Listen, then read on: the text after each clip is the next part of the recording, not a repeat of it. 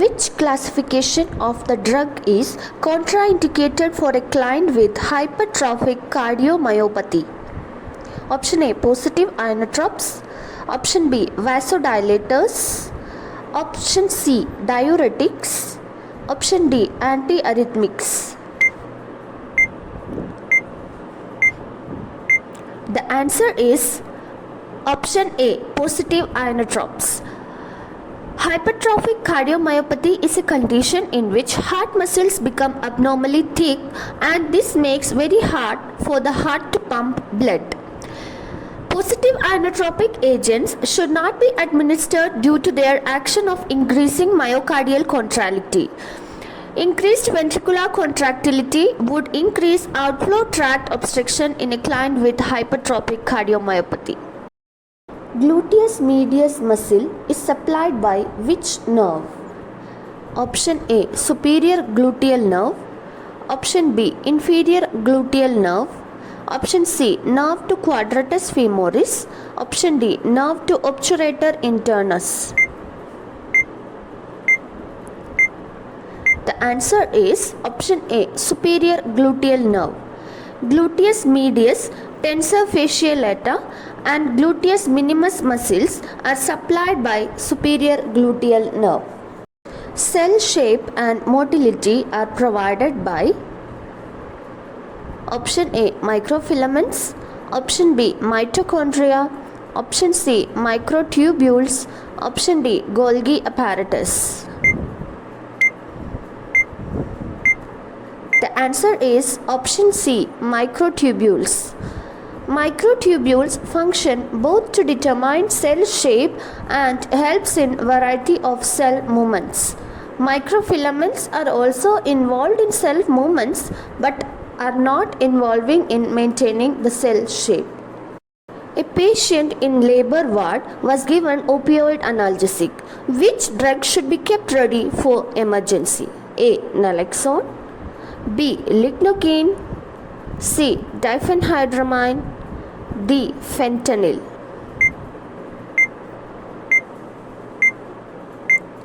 The answer is option A, naloxone. Naloxone is an opioid antagonist and is the drug of choice for opioid poisoning. Hence, it should be ready while administering an opioid agent. Disinfection of urine is which type of disinfection? Option A, precurrent. Option B, pre-concurrent. Option C, concurrent. Option D, terminal. The answer is option C, concurrent disinfection. Disinfection kills infectious agents outside the body by direct exposure to chemical or physical agents. Concurrent disinfection is the application of disinfective measures to kill disease agent as soon as it is released from the body. Example, disinfection of urine, feces, vomit, contaminated linen, clothes, etc. throughout the course of illness. Which of the following color bag is used to discard resected gangrene part of the patient? A, red. B, blue. C, yellow. D, black.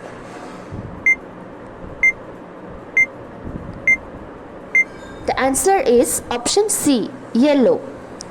Yellow color bag is used to discard human anatomical waste, items contaminated with blood and bodily fluids like soiled linen, cotton, gauze, plaster cast, etc. and also outdated medicines, chemical liquid waste, microbiology and biotechnology waste like waste from lab culture, specimens of microorganisms, outdated vaccines, etc. Name of the tissue which is widely and abundantly distributed in human body. Option A, connective tissue. Option B, cartilaginous tissue. Option C, lymph. Option D, muscular tissue. The answer is option A, connective tissue. Connective tissues support, protects and give structure to other tissues and organs in the body. Connective tissue also stores fat and also helps move nutrients and other substances between tissues and organs. It also helps damaged tissue for their repair. Blood is what type of a solution? Option A, acidic solution. Option B, basic solution. Option C, buffer solution. Option D, neutral solution. The answer is option C, buffer solution. Buffer solution is a solution which resists changes in pH when a small amount of a strong acid or a strong base is added to it. The pH remains unchanged. The three principal buffer system of human body are protein buffer system, carbonic acid bicarbonate buffer system, and phosphate buffer system. Sequestration crisis is related to what? Option A, pernicious anemia. Option B, sickle cell anemia. Option C, aplastic anemia. Option D, iron deficiency anemia. The answer is option B, sickle cell anemia. Young children with sickle cell anemia are at the risk for acute splenic sequestration crisis. These occur when an excessive amount of blood becomes trapped in the spleen, causing a dangerous drop in circulating blood volume. Sequestration crisis is accompanied with acute drop of hemoglobin and splenomegaly. The spleen is at a particular risk of complications from sickle cell anemia due to its role as a filter of blood. Which of the following is the blueprint of nursing care rendered by a nursing student to a selected patient for a particular period by following the nursing process approach with an intention to develop nursing care abilities? Option A, bedside clinic. Option B, nursing case presentation. Option C, case study. Option D, nursing care conference. The answer is option C, case study. A nursing case study is an in-depth examination of a patient's medical situation and treatment plan utilized by nursing students and professionals for learning and improving patient care. It contributes by facilitating understanding of the patient's unique needs, thereby enabling tailored care. Blind spot in the visual field is also known as option A, scotoma. Option B, fovea centralis. Option C, optic chiasma. Option D, macula lutea. The answer is option A, scotoma. Scotoma is the medical term for a visual field abnormality or a blind spot. Most of this blind spot happens in one eye. A scotoma may be a spot on the retina where the nerves don't work and don't send signals to the brain. The child with iron poisoning is given IV deferoxamine mesylate. Following administration, the child suddenly suffers hypotension, facial flushing and urticaria. The nurse's initial intervention is option A, discontinue the IV line.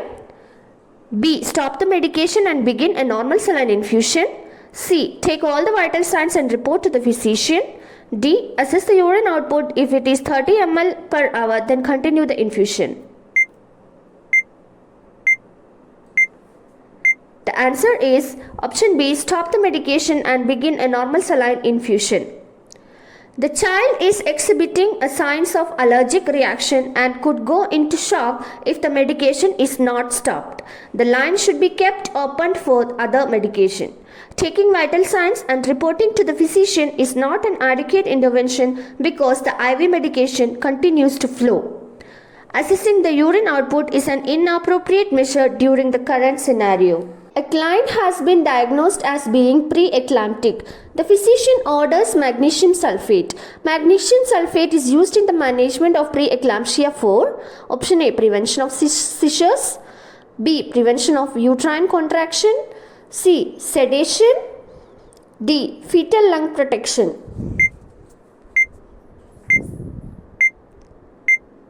The answer is option A, prevention of seizures.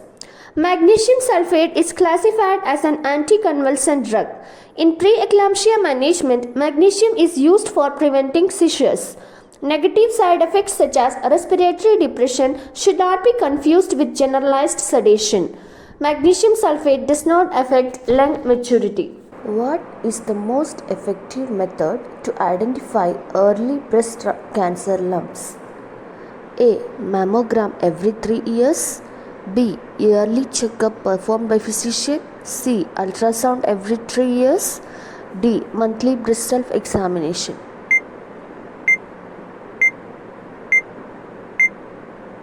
The answer is option D, monthly breast self-examination. About 95% of breast cancer is detected by women during breast self-examination.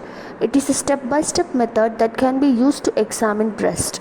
People who are menstruating should perform breast self-examination after their period ends, and who have reached menopause can pick a day that is consistent and easy to remember each month. Proper positioning for a child who is in Bryan's traction is option A, both hips flexed at 90-degree angle with the knees extended and the buttocks elevated off the bed.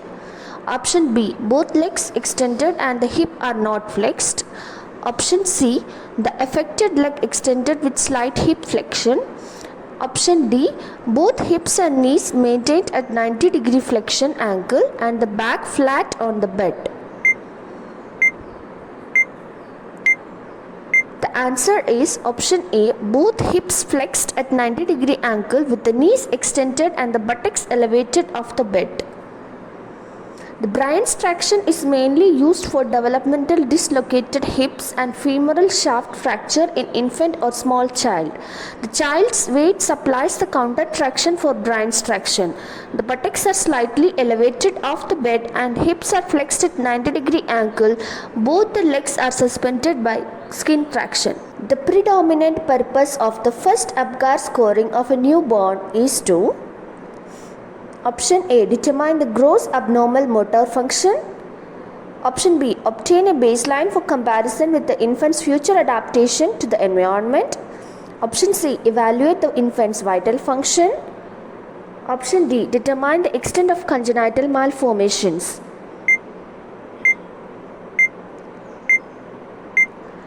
The answer is option C, evaluate the infant's vital function.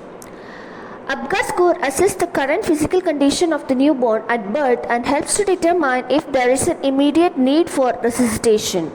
An APGAR score of 7 to 10 is considered as normal. A score between 4 to 6 needs proper re-evaluation. A score of 3 is score less than 3 is never good and immediate attention is mandatory. APGAR denotes A for appearing, P for pulse, G for grimace, A for activity and R for respiration. Hemotympanum and otorrhea are associated with which of the following head injuries? Option A, basilar skull fracture. Option B, subdural hematoma. Option C, epidural hematoma. Option D, frontal lobe fracture. The answer is option A, basilar skull fracture. Basilar skull fracture is the fracture of the base of the skull. Blood behind the eardrum or the blood or CSF leaking from the ear are indicative of a durable laceration. Basilar skull fractures are the only type with these symptoms. Hematotympanum is the medical term for the blood in the area behind the eardrum. Otorrhea means drainage of fluid or leak of fluid through ears. A diagnosis of hepatitis C is confirmed by a male client's physician. The nurse should be knowledgeable of the differences between hepatitis A, B and C. Which of the following are the characteristics of hepatitis C? Option A, the potential for chronic liver disease is minimal. Option B, the onset of symptom is abrupt. Option C, the incubation period is 2 to 26 weeks. Option D, there is an effective vaccine for hepatitis B and C.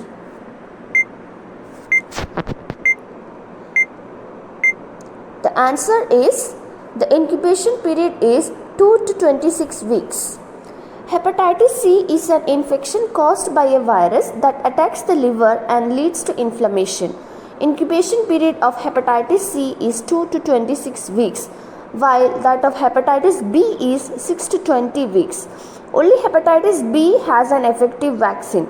Hepatitis C and B may result in chronic liver disease. Which of the following activities would be the most appropriate during occupational therapy for a client with bipolar disorder? Option A, playing cards with the other clients. Option B, working crossword puzzles. Option C, playing tennis with a staff member. Option D, sewing beads on a leather belt. The answer is option C, playing tennis with a staff member. Bipolar disorder is associated with episodes of mood swings ranging from depressive lows to manic highs. Playing tennis uses gross motor skills, eases tension and expands excess energy. A staff member is better equipped to interact therapeutically with the clients. The nurse assists a client with advanced emphysema to the bathroom. The client suffers shortness of breath while returning to bed. The nurse should do what? A. Increase his nasal oxygen to 6 liters per minute. B. Place him in a lateral SIMS position. C. Encourage pursed lip breathing. D. Have him breathe into a proper bag. The answer is option C, encourage pursed lip breathing. Emphysema is a lung condition that causes shortness of breath. In emphysema, alveoli in the lungs become damaged. Pursed lip breathing is a technique that allows patients to control their oxygenation and ventilation. The technique requires the patient to inhale through their nose and exhale through the mouth at a slow controlled flow. Pursed lip breathing also helps the client to blow off carbon dioxide and to keep their air passages open. The nurse would expect to include which of the following when planning the management of the client with Lyme disease? Option A, complete bed rest for 6 to 8 weeks. Option B, tetracycline treatment. Option C, IV amphotericin B. Option D, high protein diet with limited fluids. The answer is option B, tetracycline treatment. Lyme disease is a tick-borne illness caused by the bacterium Borrelia burgdorferi. It is transmitted to the humans through the bite of infected black-legged ticks. It is characterized by bullseye pattern rashes, fever, flu-like symptoms, joint pain, etc. Tetracycline is the treatment of choice for children with Lyme disease who are over the age of 9. The client is not restricted to take any minimal fluid and high-protein diet. A child sustains a supracondylar fracture of the femur. When assessing for vascular injury, the nurse should be alert for the signs of ischemia, which includes A. Bleeding, bruising and hemorrhage.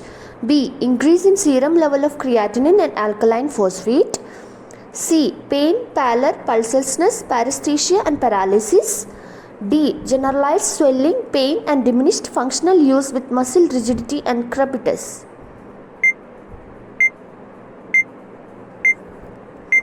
The answer is option C, pain, pallor, pulselessness, paresthesia and paralysis. Ischemia causes permanent damage to peripheral nerves and skeletal muscles within about 6 hours. Classic signs of ischemia related to vascular injury secondary to long bone fracture include 5 P's. That is pain, pallor, paresthesia and paralysis.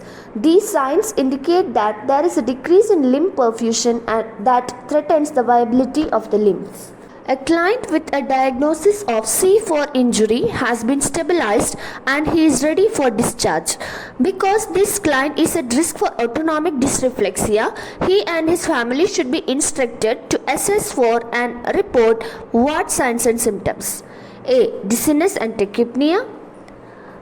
B. Circumoral pallor and lightheadedness. C. Headache and facial flushing. D. Pallor and itching of the face and neck. The answer is option C, headache and facial flushing. Autonomic dysreflexia is an abnormal overreaction of the involuntary or autonomic nervous system to stimulation. It is a life-threatening medical emergency. Symptoms includes pounding headaches, bradycardia, hypertension, sweating above the level of injury, bladder or bowel problems, facial flushing, etc. Treatment includes ask the patient to sit upright, and medicines include antihypertensives like nifedipine, nitrates, etc.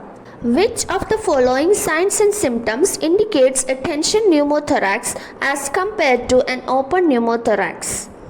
Option A, ventilation perfusion mismatch. Option B, hypoxemia and respiratory acidosis. Option C, mediastinal tissue and organ shifting. Option D, decreased tidal volume and tachypnea. The answer is option C, mediastinal tissue and organ shifting. Tension pneumothorax is a life-threatening emergency which leads to large amount of air collection in the pleural space, compromising respiration and cardiac function. This condition can arise from the trauma or aggressive mechanical ventilation and resuscitation. Tension pneumothorax acts like one-way valve so that the pneumothorax increases with each breath. Eventually, it occupies enough space to shift mediastinal tissue towards the unaffected side away from the midline. A type 1 diabetic client is diagnosed with cellulitis in his right lower extremity. The nurse would expect which of the following to be present in relation to his blood sugar level? A. Normal blood sugar level. B. Decreased blood sugar level. C. An increased blood sugar level. D. Fluctuating levels with pre-dawn increase. The answer is option C, an increased blood sugar level. Type 1 diabetes is a chronic condition in which the pancreas produces little or no insulin. Cellulitis is a common, potentially serious bacterial skin infection. The affected skin is swollen and inflamed and is typically painful and warm to touch. Hyperglycemia occurs because glucose is produced as the body responds to the stress and illness of cellulitis. Stay connected with Nursing Couple channel for practicing and learning more nursing MCQs and all other vacancy related announcements.